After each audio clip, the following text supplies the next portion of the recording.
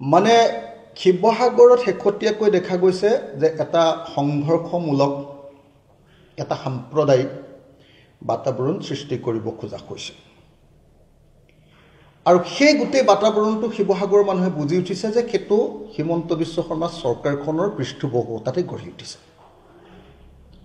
হিমন্ত বিশ্ব শৰ্মাই তেওঁৰ নিজৰ কিছুমান বিশ্বস্ত মানুহৰ জৰিয়তে আহোম ৰাজত্বৰ আটাইতকৈ দীঘলীয়া সময়ৰ ৰাজধানী য'ৰ পৰা অসমীয়া জাতি গঠন প্ৰক্ৰিয়া আৰম্ভ হৈছিল আৰু শেষ হৈছিল যি আহোমে সকলোকে লগত লৈ অসমীয়া জাতিটো গঢ়ি তুলিছিলে সেই ঐতিহাসিক শিৱসাগৰত বিখবাস্প বিয়াই দিবৰ কাৰণে হিন্দু মুছলমানৰ সংঘাত আৰু বিভিন্ন জাতি জনগোষ্ঠীৰ মাজত সংঘাত সৃষ্টি কৰিবৰ কাৰণে যোৱা কিছুদিন ধৰি যথেষ্ট পৰিমাণে চেষ্টা কৰি আছে শিৱসাগৰখনক বাছি লোৱাৰ কাৰণ বোধহয় যেহেতু অখিল গগৈয়ে উচ্ছেদৰ বিৰোধিতা কৰি আছে যেটো শিৱসাগৰে গোটেই উজনি অসমৰ জাতীয়তাবাদী মানুহবিলাকক প্ৰভাৱিত কৰি আছে শিৱসাগৰে কোনো দিন কেতিয়াও বিজেপিৰ সাম্প্ৰদায়িক নীতিৰ ওচৰত চাৰেণ্ডাৰ কৰি দিয়া নাই মানুহবিলাক বিবেচক মানুহবিলাক সংস্কৃতিবান মানুহবিলাকে চিন্তা কৰি কাম কৰে সেইকাৰণে কিছুমান মানুহৰ জৰিয়তে তাত হিন্দু মুছলমানৰ সংঘাত লগাব খোজা হৈছে মই হিন্দু মুছলমানৰ সংঘাত লগাব খোজা প্ৰত্যেকটো পক্ষ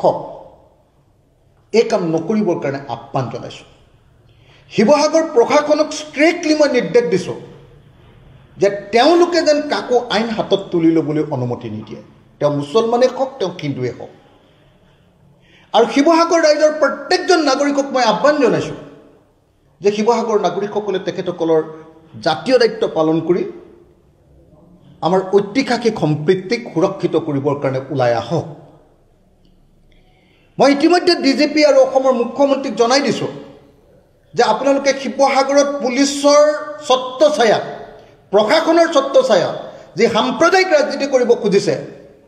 যে ঘৃণাৰ বিখবাস্প বিয়পাব খুজিছে বিভিন্ন জাতি জনগোষ্ঠীৰ মাজত সংঘাত লগাই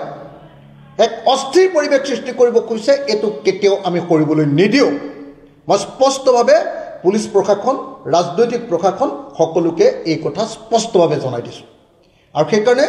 মই এই মুহূৰ্তত প্ৰত্যেকজন শিৱসাগৰীয়ান মানুহক শিৱসাগৰৰ প্ৰত্যেকজন নাগৰিকক বিনম্ৰভাৱে প্ৰাৰ্থনা জনাইছোঁ আপোনালোকে কেতিয়াও উত্তেজিত নহ'ব আৰু কোনো মানুহৰ সাম্প্ৰদায়িক কথাত আপোনালোকে কেতিয়াও উত্তেজিত নকৰিব হিন্দু হওক মুছলমান হওক খ্ৰীষ্টিয়ান হওক জৈন হওক এই আটাইকেইটা জনগোষ্ঠী আনকি শিখ জনগোষ্ঠীৰ মানুহো শিখ সম্প্ৰদায়ৰ মানুহো আমাৰ তাত আছে গতিকে কোনো পধ্যে যাতে এই জনগোষ্ঠী বা ধৰ্ম সম্প্ৰদায়বিলাকৰ মাজত সংঘাত হ'ব নোৱাৰে তাৰ কাৰণে আমি প্ৰত্যেকজন শিৱসাগৰৰ সচেতন নাগৰিকে আমি চেষ্টা কৰিব লাগিব সেইকাৰণে এই মুহূৰ্তত মই শিৱসাগৰত ঘটি থকা ঘটনাবিলাকক লৈ উদ্বেগ প্ৰকাশ কৰিছোঁ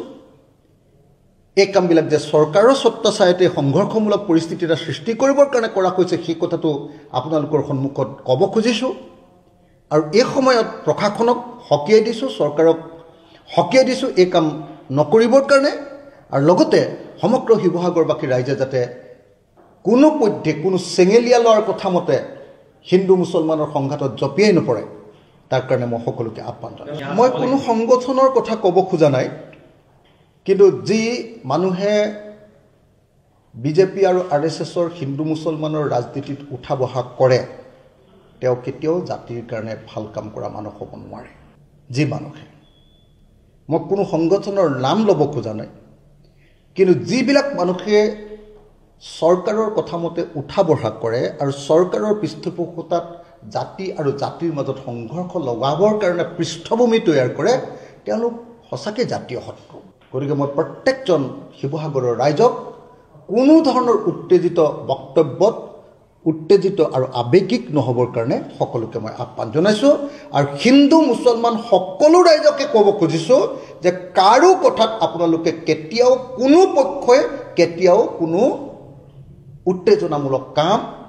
সংঘাতমূলক কাম সংঘৰ্ষমূলক কাম শিৱসাগৰৰ ঐতিহাসিক আহোম ৰাজত্বৰ সেই শিৱসাগৰৰ অসমীয়া জাতি গঠনৰ সেই পৃষ্ঠভূমি তৈয়াৰ কৰা সেই শিৱসাগৰৰ পৰা যাতে সদায় সম্প্ৰীতিৰ বাতাবৰণহে সৃষ্টি হয় কোনো সংঘৰ্ষ, কোনো উগ্ৰ উত্তেজিত সাম্প্ৰদায়িক বক্তব্যই যাতে আমাক প্ৰভাৱিত কৰি সংঘাতলৈ লৈ যাব নোৱাৰে, তাৰ কাৰণে মই সকলোকে